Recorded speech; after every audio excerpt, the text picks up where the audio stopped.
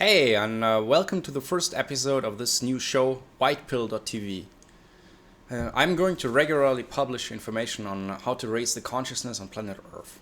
And we will cover topics like entheogens, crypto, how to make money online, and health, so that you can be independent in this realm of existence.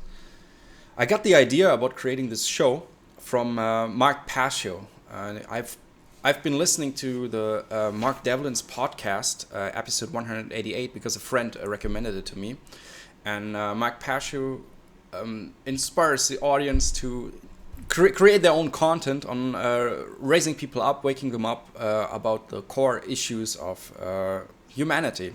And in my opinion, the biggest issue we are facing currently on humanity is the identification with the ego, or the attachment to the ego. That means to the physical realm of existence. What does that mean? So we all grow up in this time and space where we are experiencing the world through our five senses, and everything appears the way that it is, basically. However, I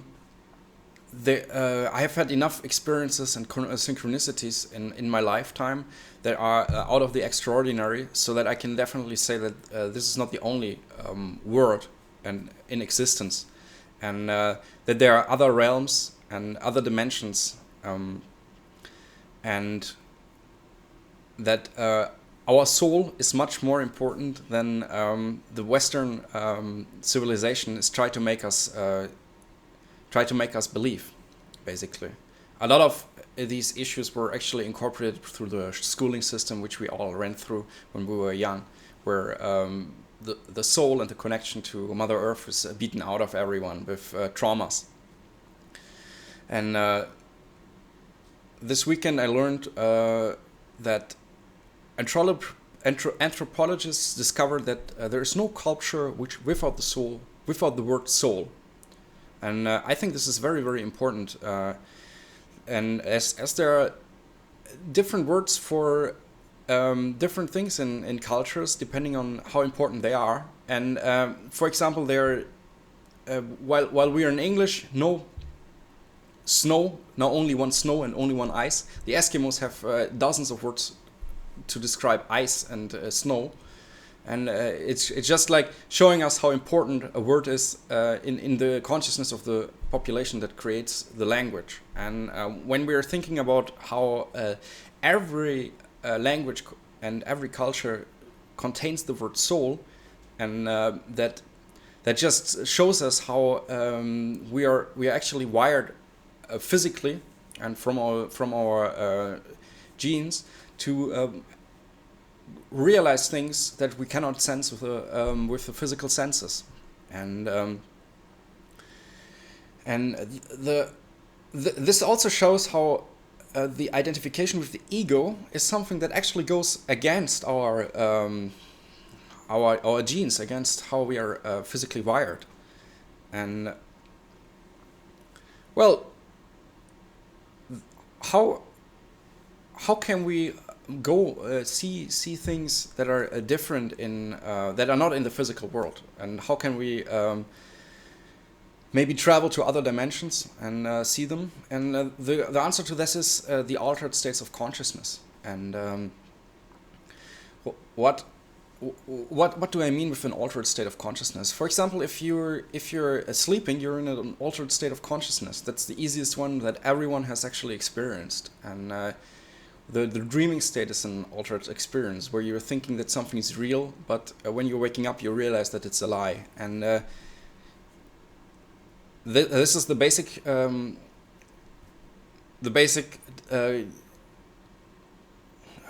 example of how every human is reaching a different state of consciousness at certain times. And if you're not sleeping, so if you're not shifting your consciousness, you will actually die or go mad. People are going mad without sleep after a little bit over a week. And there are other important states of altered states of consciousness. For example, if someone is meditating for long hours, you are um, that person is also going into a different state of consciousness, and might be able to sense other things that are not perceivable through the five physical senses. Other methods to go into an altered state of consciousness is, for example, drumming. Shamans are using drumming in order to go into altered realities.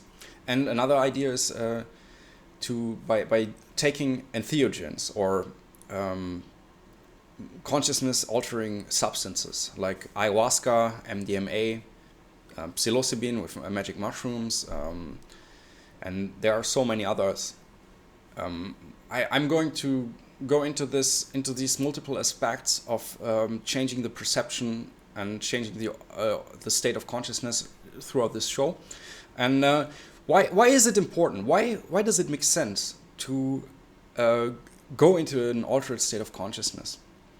So for now, for first, the healing is possible, and in our Western world, we have had we are more or less ingrained that everything is the way it appears to be, and Mark Passio is saying that it's solipsism. I think this is the right word for this, which describes someone who believes that everything is the way they perceive it to be. And